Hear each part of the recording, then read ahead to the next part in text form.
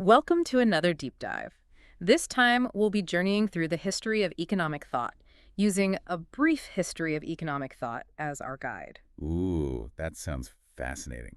I'm ready to dive in. It always amazes me how economists can have such wildly different views on, well, just about everything. It's true. You'd think there'd be more consensus on how the world works, at least in the economic sphere. Right, so today, we'll try to make sense of this by tracing how economic thinking has changed over time. Sounds like a plan. I bet we'll run into some familiar names along the way, like, oh, I don't know, Adam Smith. Adam Smith. Of course, we can't talk about economics without him, right? His book, The Wealth of Nations, from way back in 1776, is like the foundation of modern economics. It's like 1776. Wow, that's a long time ago. What made his work so groundbreaking? Well, one of his key ideas was this concept of the invisible hand. Oh, yeah, the invisible hand. I've heard of that. Yeah. I'm a little fuzzy on the details, though. So Smith argued that when individuals pursue their own self-interest in a free market, it can actually lead to positive outcomes for society as a whole, kind of like an unseen force guiding everything. Okay, so it's not that people are trying to be altruistic. It's more like their self-interest accidentally benefits everyone else. Exactly. But Smith wasn't naive. He knew that unchecked self-interest could be a problem, too. Yeah, that makes sense. To illustrate his point about the dangers of too much government intervention, Smith used this great analogy, comparing it to someone trying to rearrange pieces on a chessboard. That's an interesting image. He believed that economies are just way too complex and constantly changing for any government to manage effectively, no matter how good their intentions might be. So basically he was saying, let the market do its thing. Pretty much. But not everyone shared his optimistic outlook. A few decades later, Thomas Malthus came along with a much more pessimistic view. Oh yeah, Malthus, wasn't he all doom and gloom about population growth? You got it. He was convinced that population would increase faster than our ability to produce food, leading to widespread poverty and misery. Well, that's cheery. It's a pretty stark contrast to Smith's vision of progress and prosperity. So we've got optimism on one side with Smith and pessimism on the other with Malthus, but isn't there another perspective? What about those who saw problems with capitalism itself? Absolutely. That's where the socialist thinkers, and especially Karl Marx, come in. They argued that exploitation of labor is built into the system. Marx. Now, there's a name that's sparked a lot of debate. His Das Kapital laid out his critique of capitalism, predicting that the working class, or proletariat, would eventually overthrow the capitalist class, the bourgeoisie. And his ideas definitely had an impact. Oh, huge. Revolutions, political movements, his work influenced it all, though, to be fair, not all of his predictions have come true. That's true, but his analysis of power and class still resonates today. It's funny, Marx even talked about how suppressing certain ideas could be a way to liberate oppressed groups. That's interesting, especially in light of modern debates about cancel culture and free speech. Yeah, it shows how some of these historical debates are still relevant today. So we've got Smith and Marx as kind of opposing forces, but what about someone like Alfred Marshall? He offered a different perspective, right? Right. Marshall is considered the founder of neoclassical economics. He was deeply concerned with the material well-being of society, especially the poor. So less about grand theories and more about practical solutions for improving people's lives. That's a good way to put it. He developed all these complex methods for analyzing supply and demand, and he introduced the concept of consumer and producer surplus. Ah, yes, surplus. I remember that from Econ 101.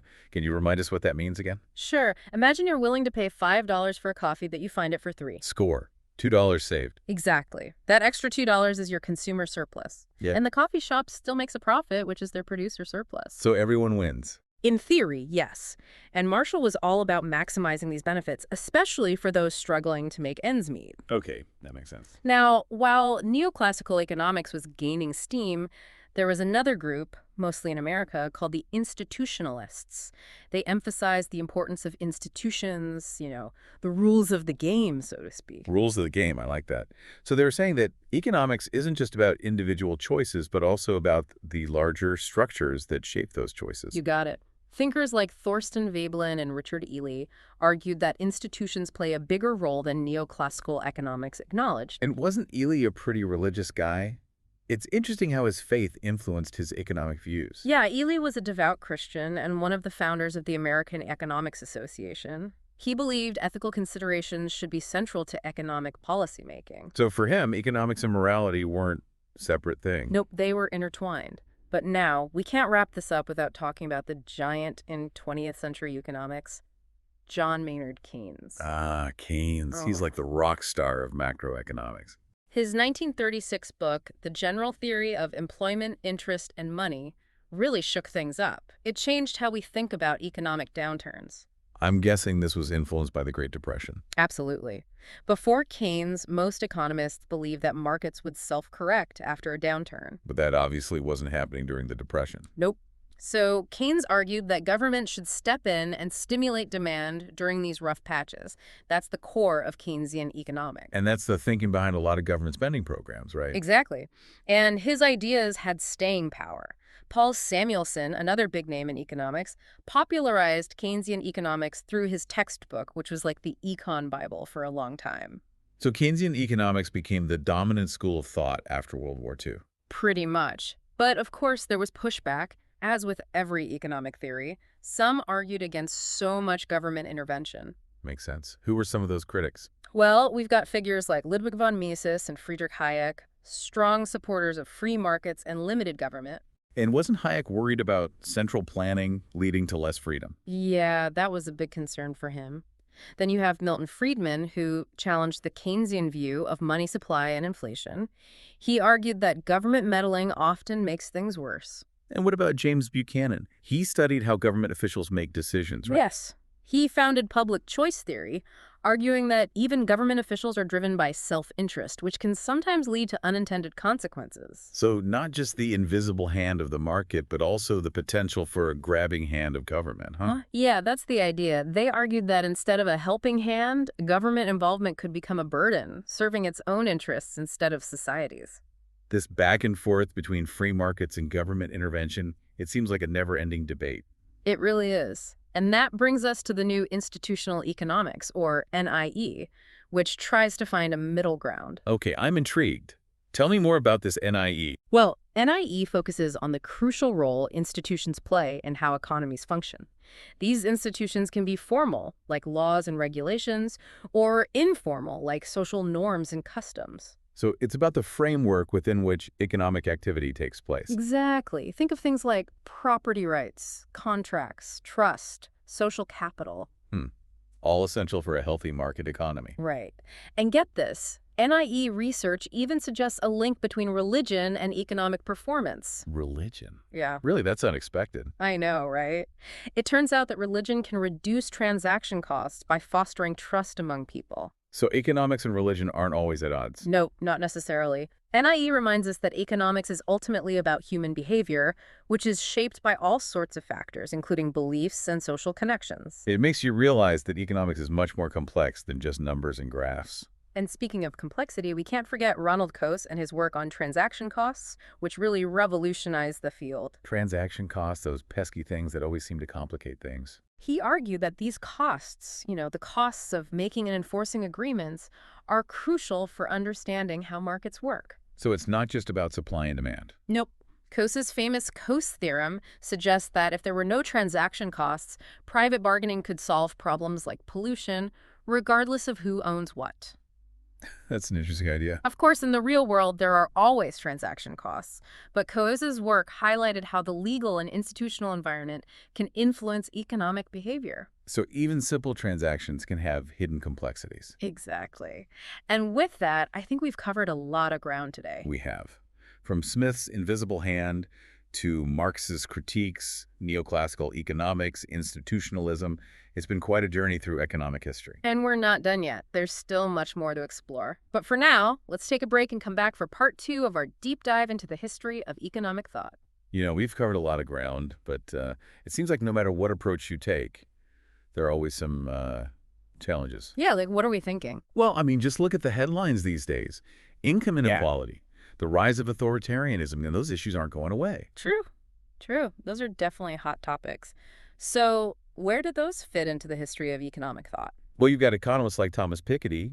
He's argued that capitalism just naturally leads to growing gaps between the rich and the poor. Yeah, I've heard of him. His book, Capital in the 21st Century, it made a big splash. Yeah, it really sparked a debate about whether capitalism is inherently fair. You know, is the system rigged to favor the wealthy? It's a question a lot of people are asking for sure. Yeah. Are the rich really getting richer while the poor get poorer? Well, there's data to support both sides of the argument, actually. Yeah. Michael Munger, for example. He's done research that suggests the gap between rich and poor isn't always widening. So So, it's not so clear cut. right, it's Right. complicated. And then there's this whole question of whether capitalism and democracy go hand in hand. Yeah. When the Soviet Union collapsed, Francis Fukuyama, he wrote this famous book, The End of History and the Last Man. Oh, yeah, I've heard of that one. And he basically predicted that liberal democracy would eventually triumph everywhere. But looking around the world today, it doesn't seem like that's exactly what's happening. Yeah, not quite. We've actually seen a trend toward authoritarianism in some places, which is pretty worrying if you think about individual freedoms. Okay, so we've gone on this whirlwind tour through economic history. We've seen all these different ideas, different theories. Where do we even begin to apply all this knowledge? Well, I think the biggest takeaway is that economics isn't about finding one perfect solution for every problem. It's not like physics or chemistry. So no magic formula. Not really. It's a social science. It's about people and how they behave, Mm. which is messy and unpredictable. There are always going to be multiple perspectives. No easy answers, huh? Not really.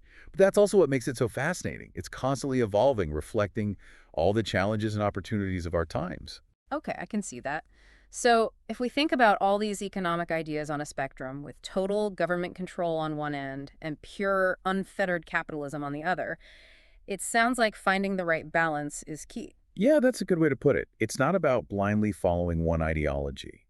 It's about recognizing the strengths and weaknesses of each approach and figuring out what works best in different situations. So like a recipe, you wouldn't use the same ingredients for a cake and a loaf of bread. Exactly. Mm. Economic policies are the same. What works in one country or one time period might not work somewhere else. It all depends on the context. That makes a lot of sense. So out of all the ideas we've talked about today, is there one that stands out to you, something that really shifted your own thinking about economics? You know what really struck me? That economics isn't just about numbers and graphs. It's about people. It's about understanding how people make decisions, how they interact, and how those interactions shape the world. I like that. It makes economics feel less abstract, more human. Right. It's about choices and consequences, and those stories are always changing, just like economics itself. It's interesting how some ideas have stayed relevant for centuries, like Adam Smith's invisible hand. Yeah, some principles seem to hold true over time. But we've also seen a lot of changes in how we understand things like the role of government, the impact of technology, globalization. So for our listeners out there, why should they care about the history of economic thought? It might seem like a bunch of old dusty books and theories. It's not about memorizing dates and names. Mm. It's about understanding the forces that shape our lives, Mm. our communities, the world. We need this context. It's like having a decoder ring for understanding the news politics, even our own financial decisions. Exactly. By understanding where these ideas came from, we can better evaluate them, think critically, and decide what we believe. Instead of just accepting what experts tell us or following the latest economic fads. Right. We can form our own informed opinions. So this deep dive into economic history, it's not just about the past. It's about empowering ourselves to participate in these conversations about the economy. Exactly. And that's something we can all benefit from. We're almost at the end of our deep dive, and it's amazing to think about how far we've come. We started with Adam Smith, then explored Marx's challenges to capitalism, and looked at how economic thought evolved through figures like Keynes, Hayek, and Friedman. We even touched upon the complexities of income inequality, the challenges to democracy, and the search for a balance between government and markets. As we wrap up, we want to leave you with one final thought-provoking question.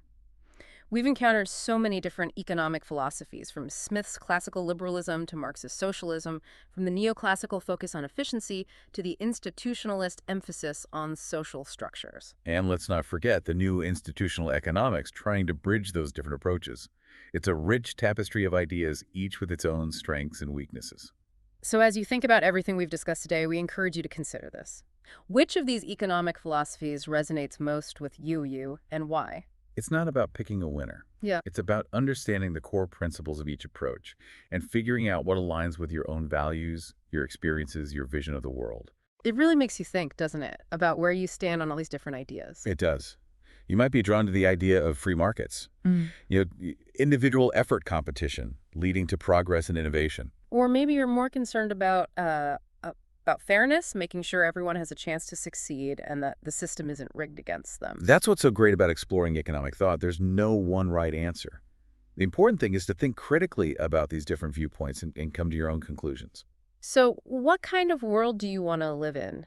How do these different philosophies line up with your vision of a just and prosperous society? I think we've given our listeners a lot to consider in this deep dive. Definitely. We've covered so much ground, starting with Adam Smith, then Marx's critique, and all the way through to modern thinkers like Keynes, Hayek, Friedman. We even touched on issues like income inequality, the future of democracy, the role of government. It's been quite a journey. It has.